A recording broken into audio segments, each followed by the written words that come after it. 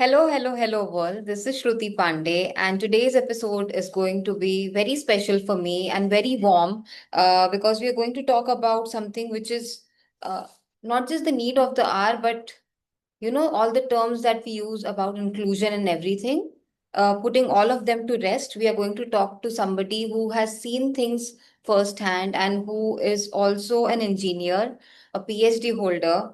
And she started a company, an organization, a community platform of her own, which is called as Social Spectrum, which helps neurodivergent children and families. So, a very warm welcome to Archana. Thank you so much for giving me your time and more power to you for doing such a great job. Thank you so much, Shruti. Thank you so much for your invitation. I'm honored to be called on your podcast. And yeah, I'm looking forward to our conversation today. So, Archana, first things first, like you are an engineer, you have immense amount of experience in that field. You have been working for so long. You are now also a PhD holder.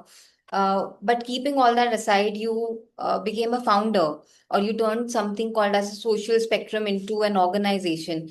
Like, was it easy to leave all those things behind to start something of your own? Or was it all of that which helped you to start something of your own? How did that happen? I would say it's kind of a mix. So this, I had never thought of starting my own business anyway. Like I've always been a techie. I've done my engineering, and many people like label me as a nerd as well. And I've always worked behind the scenes. I've never I've never had a business idea, business plan.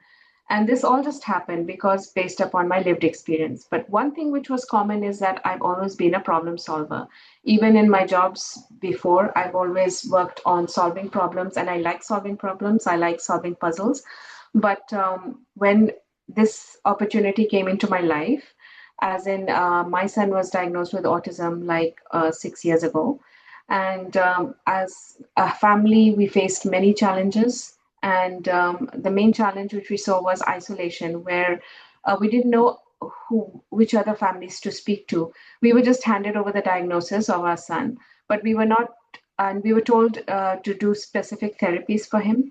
But as a family, we did not receive guidance, to connect with other families, or even for my child, who he could connect with, like people who would understand why he's different and play with him. He was never invited to other social events, and that used to break our hearts. So, like there was one example I think I had already told you about, that everyone in his class was invited for a birthday party, but he wasn't, and just for being different. And it really broke his heart. It broke our heart, and so I thought that I mean, we should take matters into our own hands. If we are not going to advocate for our children, then who is? So, and that's where social spectrum came in from. So, so social spectrum, I feel, is not just a platform. Currently, we started off as building it as a platform for connecting families, but it is part of a movement. It's a movement for inclusion. It's a movement for including those children who people label with different terms, and don't invite to social events just because they feel uncomfortable in the way that these children behave, and it's difficult for them to accept that. So that is the reason behind building social spectrum. But to answer your question, it was easy and not easy at the same time. Not easy because, of course, like I told you, moving from a tech background to building this whole business, it has not been easy. But it's been easy because this is something which I find that I found my life's purpose, and this is what it. This is why I was meant to do it. So in that way, it's been easy because I've identified what I was meant to do, what problem to solve, basically. I think lucky are those people in this world who finally understand what their life purpose is because it's so difficult, to understand that one purpose of your life. And sometimes I envy people like you who finally have found their purpose. It's so difficult. And I think given all the tech advancement and AI and everything, while life and social media is making everything so difficult for non-neurodivergent people as well, I can't even understand how much difficult it would be for neurodivergent kids and their families. So uh, help me understand, and I'm sorry if I'm touching a wrong chord, but since in India, back in India, like it's also, for any disease for that matter, like even if, to give a personal example, if my mother was diagnosed with cancer, people, the first reaction is it's because of some karma or some, past deed or something. So, what do you think is, all leaving all those things aside, which is probably fruitless and, futile to even say and so insensitive, what do you think is the reason why kids neurodivergent are the way they are? Is it only genetics, or is it something which we can take care of, which can actually help uh, in for these babies and these kids? I'm not sure if this is the right question to ask, but if not you, I don't know who to ask it. So I genuinely Yeah. like No, asking I you. mean, I don't think anybody has a clear answer to that. Many people blame vaccines, many people blame genetics, many people say because of the gut or eating something during pregnancy. There are so many things, but nobody has a perfect, solid answer to that. But right now, I think the focus, of course, it should be in prevention rather than cure. But I think more than that, currently, with the number or the statistics that we have currently, Yeah. the focus should be on acceptance. It Yeah. is what it is, and it has to be accepted. There has to be, we should not treat it like a disease or something. It is. It is something to be like people need to learn how to accept, and I feel that the spiritual reason behind it would be to Yeah. how to teach us how to accept people, understand, be kind. And I think some of these qualities are missing, have, like, they're becoming very scarce nowadays.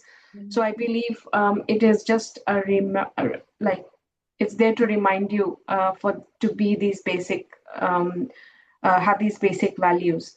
So you should treat other people how you would want to be treated, and this is just one constant reminder towards that. So even though I cannot comment on why this has happened, because I do not know. Even though I am a doctor, I'm not a doctor. I'm not a like an actual doctor, and I do not know about this. But what I do know is that there is one way that how we can make this less challenging for everyone is how to accept and be more inclusive. So while, a default thought would be that this is a very big challenge itself, the whole topic of neurodivergence is a big challenge in a country like ours in India. What do you think is a challenge with respect to social spectrum or neurodivergence? What are the challenges that you face, not just, culture wise or country wise, but in general, what are the challenges that you see are concrete and that you would want to talk about? Yeah, so one of the challenges which I do see is, first of all, self-accepting it. Like we talk about stigma and the other society or community not accepting our children or accepting us as a family. I feel the first step is first we get out of this thought that this happened because it's someone's fault, or it's a child's fault, or it's a mother's fault, or it's someone's fault. Rather than blaming or being ashamed of this is nothing to be ashamed of. This is nobody's fault. There is no stigma in being different. Everyone has their own strengths. It should be treated as like, someone being tall or short or fat or thin. It's just that everyone has different brains. So I feel that is the first challenge, to accept. I know sometimes it does give a setback, because in your head you're thinking, oh my, when I have a baby, when I have a child, he or she should be doing this. I see this future. Like you are giving your expectations or putting that on your child. But when the child appears different, then you take that as a setback on yourself. You take it as a stigma, and then you go into your isolation. Whereas the whole focus should be on accepting, like you have your child, accept the strengths of that child, and rather than shying away or going into isolation, you should be proud and you should talk about it. Unless you talk about it, then how are we going to if you don't accept it, then how is the rest of the community going to accept it? Yeah, so that is one major challenge which I feel that should be addressed, and that is again uh, one of the problems which I want to deal with through social spectrum. And that is why we are building a strong support community, so that people find a safe space for them to talk about, to come out, and then we can, get the rest of the community to accept us.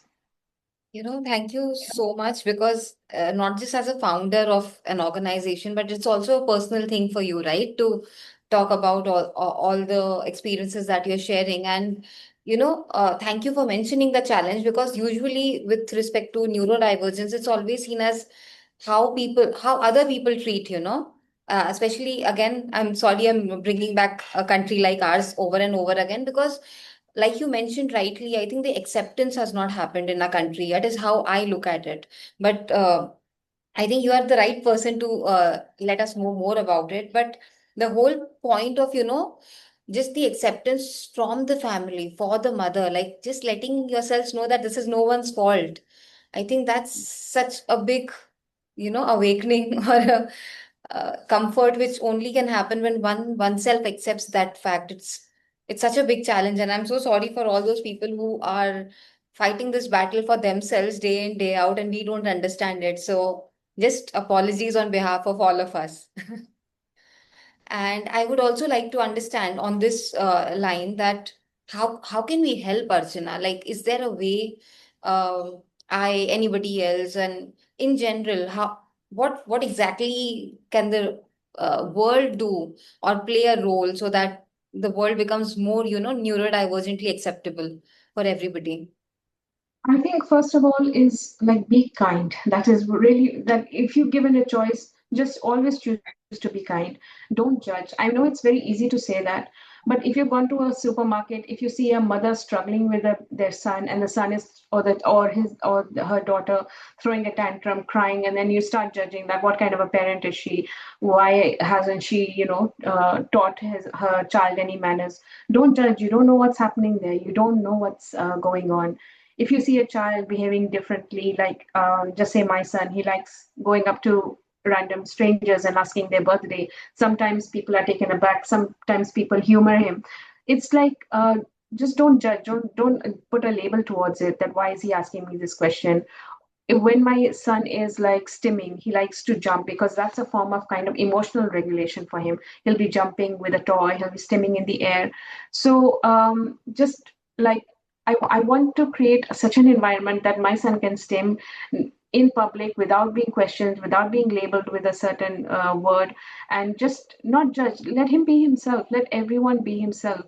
Live and let live. Like that's all I can say. Is just and whenever given a chance, just be kind and just don't judge because you don't know what the other person is going through. You don't know the journey, and like it's people say that if you've never had children, those families will not understand. And the same thing is with a neurodivergent child. Even if you've had children but you've never had a neurodivergent child, you will never understand. So we're not even asking you to understand. We're not trying to ask you to show sympathy. Just show empathy. I think that's the most difficult thing in these days, right? To ask for empathy or for kindness. But I genuinely hope the world becomes a little more empathetic towards each other in general, without labeling a person irrespective of their gender, caste, creed, or what capabilities they have. I'm pretty sure your kid, no matter how he is, he's definitely a pretty one, and he's very intelligent, because I remember you mentioning when he asks birthdays, he remembers them. And not everybody in these days and this era remembers everybody's birthday, right? So uh, definitely these kids are intelligent and more robust than more humans like us, I guess, but they are more human in their own sense.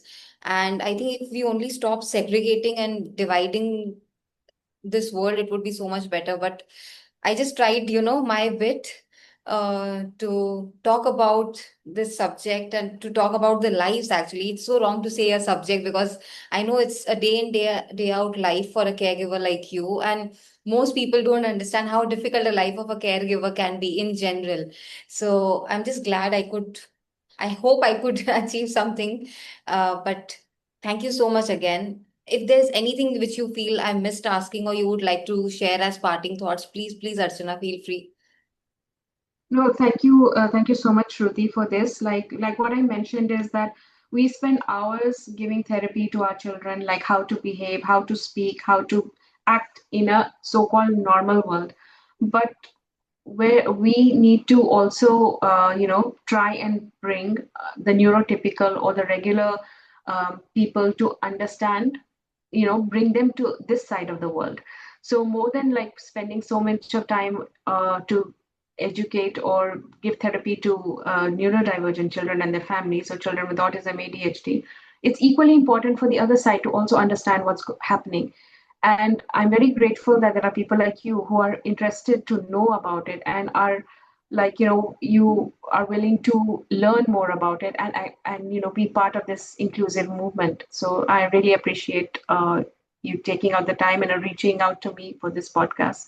Yeah. That's the least I can do. And I think this point that you mentioned is really important. If only people like us can be a part of, workshops or webinars, or I don't know, therapy, if they were to say, where we understand how the life of a neurodivergent person is, that would probably be more helpful to the world in general. Can you start something of the sort? I would be the first one to attend it. Yes, definitely we should explore that, because I feel that is also really important to have, because it's again, like it said, it's nobody's fault. But it's at the same time, people should take an extra effort just to understand what's happening, which you are doing, and of course we should go ahead. I'm just one person trying my best, but I hope people who are listening to this, they try to do their best as well and be more acceptable of just each other, of who they are, irrespective Yeah. of who they are really.